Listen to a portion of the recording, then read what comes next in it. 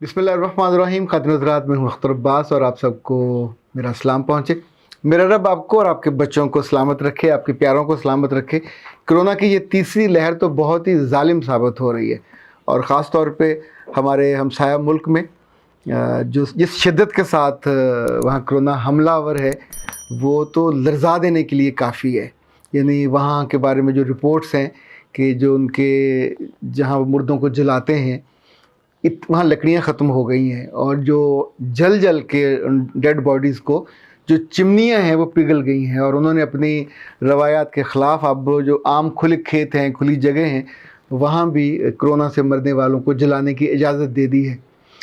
India में जो इतनी बड़ी ये वबा आई और इसके नतीजे में इतना ज़्यादा डेथ रेट बढ़ गया है, आपको हैरत होगी कि इसकी बुनियाद पे कुछ ऐसे ज़िद्दी हट धर्म और कम इल्म लोगों का जो वजह बनी, उनका बिलीव बना।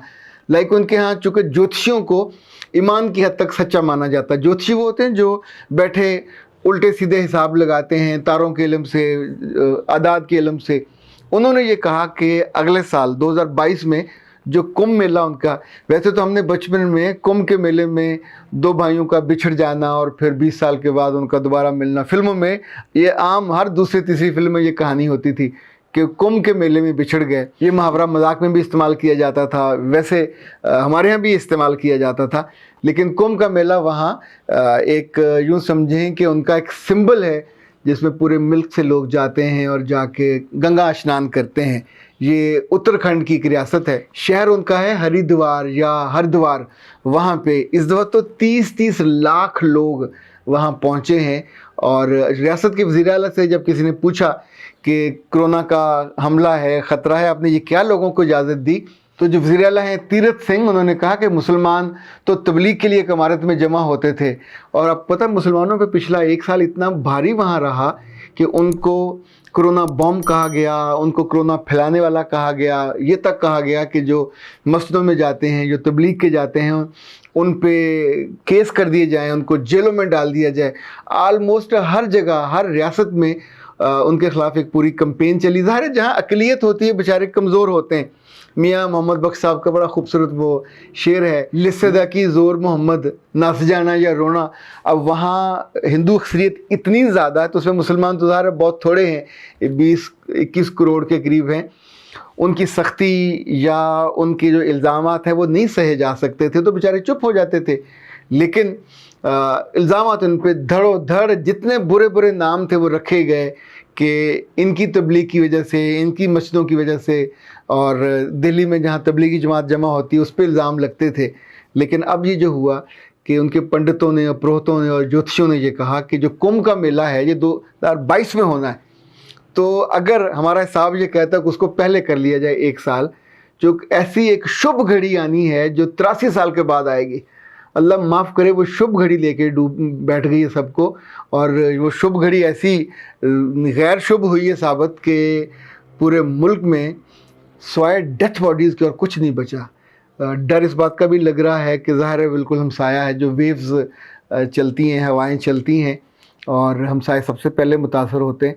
तो हम सबको उनके लिए भी दुआ करनी चाहिए, अल्लाह उनको इस मुश्किल से निकाले। लेकिन साथ हमें इस बात से भी बहुत एहतियात करनी चाहिए कि वहाँ से आने जाने का बिल्कुल सिलसिला रोक देना चाहिए किसी मरवत में, किसी लिहाज में। देखिए दुनिया के जितने मुल्क हैं जहाँ एहतियात ज़्यादा है वो उसको रोक लेते हैं। अब हम अभी ऐलान गवर्नमेंट ने किया कि हम चीज़ें भेजेंगे, ज़ाहिर चीज़ें जाएंगी तो साथ इंसान भी जाएंगे, फिर वापस भी आएंगे, तो ये बहुत कॉम्प्लिकेशन हो जाएगी। हमारे यहाँ बड़ी कन्फ्यूजन अब तक पाई जाती है, एक ही वक्त में कई काम हो रहे हैं। मसलन गवर्नमेंट बच्चों से एग्ज़ाम भी ले रही है, स्कूल बंद हैं एग्ज़ाम के लिए और वो उनके घरों पे नहीं होंगे, वो एग्ज़ाम सेंटर्स में होंगे।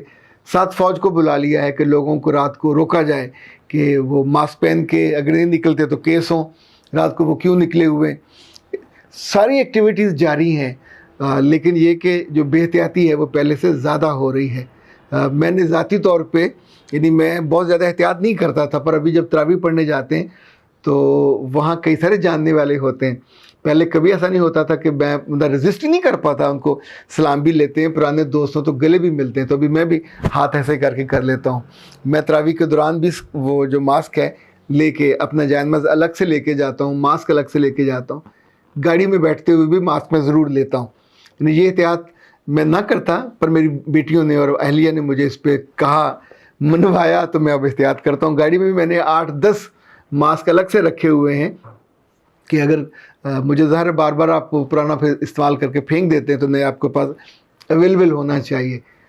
یہ جو جان ہے یہ تو قیمتی متاع ہے، اس کی حفاظت کے ساتھ کئی سارے پیاروں کی خوشیاں جڑی ہوتی ہیں، تو ان کے لیے بھی اپنی حفاظت تو کرنی چاہیے، اپنا خیال رکھنا چاہیے۔ جہاں جہاں اگر آپ کو ویکسین مل رہی ہو تو اس کا انتظام کر لیں۔ جو بڑی عمر کے ان کے لیے تو شاید گورنمنٹ نے کوئی سسٹم ایسا بنایا ہے کہ آپ اپنا شناختی کارڈ نمبر دیں تو ان کی ویکسین لگ جائے گا۔ ابھی شاید 50 تک بھی آ گئے ہیں۔ سو جن جن کے پاس یہ سہولت ہو اس نمبر پہ اپنا شناختی کارڈ نمبر بھیجیں تاکہ پھر آپ کی باری آئے تو آپ آرام سے جا کے ویکسین کروا لیں۔ ویسے پاکستان میں ویکسین کافی مہنگی ہے، لیکن بیمار ہونا اس سے بھی مہنگا ہے، اور اللہ ان لوگوں کو ہدایت دے جن پرائیویٹ ڈاکٹروں کے ہتھے کوئی چڑھ جائے تو وہ تو روز کا 1-1 لاکھ روپیہ بھی مانگتے ہیں، یعنی 8-10 لاکھ لینے کے بعد بھی بندہ وہاں سے سلامت واپس نہیں آتا، وہ زیادہ پینفل ہوتا ہے۔ تو اتنی پین سہنے کی بجائے، ابھی کل میری گجرانوالہ بات ہوئی، ہمارے پرانے دوست تھے قاسم گرایا، یہ پھول کے زمانے میں ہمارے پھول کلب کے سیکٹری ہوتے تھے، پھول کلب کا آئیڈیا انہوں نے دیا تھا۔ یہ وہاں ایک بینکر ہیں اور بہت اچھے نیک نام بینکر ہیں۔ انہوں نے بتایا کہ پورا مہینہ انہوں نے اس کرونا کو سہا، تو وہاں غالباً گجرانوالہ میں تو ہر دوسرے تیسرے گھر میں کرونا کے پیشنٹ ہیں۔ تو میں نے ان سے پوچھا کیسے ہوا، تو انہوں نے کہا کہ انفیکٹ بینک میں کسی جاننے والے نے آ کے گلے لگا لیا، اور اس کے بعد میں ظاہر ہے وہ عذاب سہنا پڑا۔ تو اب جب سے وہ واپس گئے ہیں، اب جا کے انہوں نے پھر پورے SOPs کا لحاظ کیا ہے، اور SOPs میں ظاہر تھوڑا ڈسٹینس بھی ہے، دوسروں سے گلے ملنا اور ہاتھ ملانا، اس سے بھی اعتراض کرنا بہت قریبی عزیزوں اور پیاروں سے، دوستوں سے بڑا مشکل ہو جاتا ہے یہ تھوڑا کرنا، لیکن اگر آپ کرنے پہ آمادہ ہو جائیں، اور ایسے کم علموں کی جو اس کا انکار کرتے ہیں کہ یہ کچھ نہیں ہے ٹھیک ہوگا، تو پھر کمبھ کے میلے والا حال ہوتا ہے۔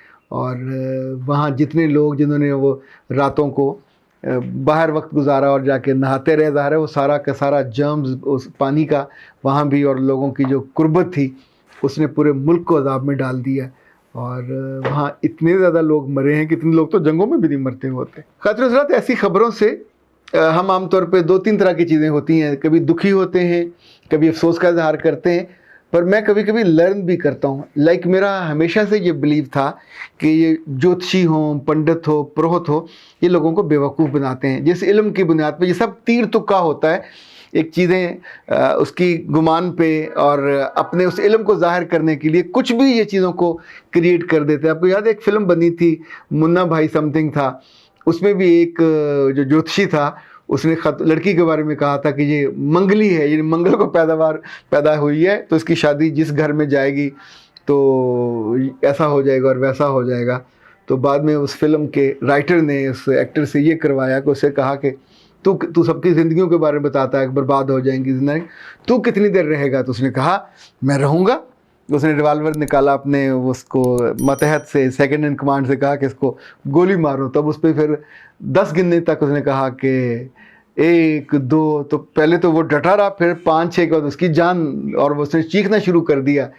تو انفیکٹ جو اس کا علم اتنا ناقص تھا، اگر وہ صحیح ہوتا تو اس کو یقین ہوتا ہے کہ نہیں مر سکتا، تو 8 9 کے بعد اس کی بس ہو گئی، آلموسٹ گر گیا وہ، اور بھی کام خراب اس کا ہوا ہوگا۔ لیکن یہ جو انفیکٹ لوگوں کی بلیو کے ساتھ جڑا ہوا ہوتا ہے، لوگوں کو احمق بنانا یا بے وقوف بنانا، اور آسان ہوتا ہے مذہب کے نام پہ یا اس طرح کی۔ میں نے تو بہت سال پہلے جب پہلی دفعہ پڑھا کہ صلح حدیبیہ والے دن جب صلح ہو گئی تو رات کو جب سب لوگ آرام کرنے لگے تو کچھ صحابہ بیٹھ گئے، آپس میں باتیں کرنے لگے، تو اتنے میں اوپر ستاروں کا جو جھرمٹ تھا اس کی کچھ چال دیکھی، تو ایک نے کہا کہ یہ جو ہمارے ساتھ ہوا ہے یہ اس ستارے کی وجہ سے ہوا، کیونکہ وہ ستاروں کا تھوڑا پرانا علم جانتے ہوں گے۔ تو 1 2 نے اور بھی ان کے ہاں میں ہاں ملائی، تو صبح اللہ کے رسول صلی اللہ علیہ وسلم جب اٹھ کے آئے استراحت کے بعد، تو انہوں نے کہا کہ رات کچھ لوگ اپنے ایمان سے محروم ہو گئے، اور کچھ لوگ نے، اچھا یہ اتنی بڑی بات تھی کہ وہاں تو سارے یعنی مضبوط ترین اہل ایمان تھے۔ تو پھر آپ نے فرمایا کہ جنہوں نے رات یہ بات کی، ظاہر اللہ کے رسول کو فرشتے کے ذریعے اللہ نے خبر پہنچائی کہ ان لوگوں نے اس بات کو اللہ کا فیصلہ نہیں مانا، اس بات کو اللہ کی رضا منشا نہیں جانا، بلکہ ستاروں کے ساتھ، ستاروں کی چال کے ساتھ جوڑ دیا۔ تو اس لیے इस्लाम में जुआ हो, पांसा हो, ये ज्योतिषी वाला काम हो, सितारों की चाल हो, इन सब को मना किया गया, इसको नापसंद किया गया। और चूँकि ज़ाहिर है ये लोग मिसगाइड करते हैं, उनसे रहनुमाई और तरह के पिछले ज़माने में लोग उनसे रास्ते लेते थे रात को चलते हुए, उनकी जो चालों से, जो कुछ मतलब सड़कें वड़कें नहीं होती थी, जंगल बियाबान, तो इस तरह की मदद उनसे लिए जाते थे। ये थोड़ी होता था कि अल्लाह ने उनको इंसानों की ज़िंदगियाँ, मौत और उनके लिए बनाया और उनकी चालों से ये हो जाएगा। इस मामले में तो बिलीव करने से बचना चाहिए और बहुत इस्तफसारात और लोगों के पास जाके पूछना भी नहीं चाहिए, क्योंकि अगर आप कभी जिन लोगों से पूछते होते हो उनके माली हालात और उनके समाजी हालात देखो तो असूलन उनको तो फिर करोड़पति और अरबपति होना चाहिए, क्योंकि वो चालों के साथ साथ अपने आप को अलाइन करते जाएं और अपना हालात बेहतर कर लें। कुंभ के मेले ने एक बात ये भी सिखाई और समझाई कि आप अपनी कम इल्मी से या दहशत से और लोगों की बिलीफ से ये तो कर सकते हैं कि तारीख बदल लें और एक साल अगले वाला काम पहले कर लें, लेकिन वो आपके लिए अजाब भी बन सकता है। इसलिए हमेशा सोच को कम इल्मी से, बेइल्मी से, लाइल्मी से बचाना चाहिए और अपने आप को अपने ही जो दीन के इल्म के साथ जोड़ के रखना चाहिए, अपने अल्लाह पे बिलीव करना चाहिए और जिन जिन एहतियातों से इंसानी जान बच सकती है उन एहतियातों को बुरुए कार लाना चाहिए। अख्तर अब्बास को इजाज़त दीजिए। अस्सलाम वालेकुम।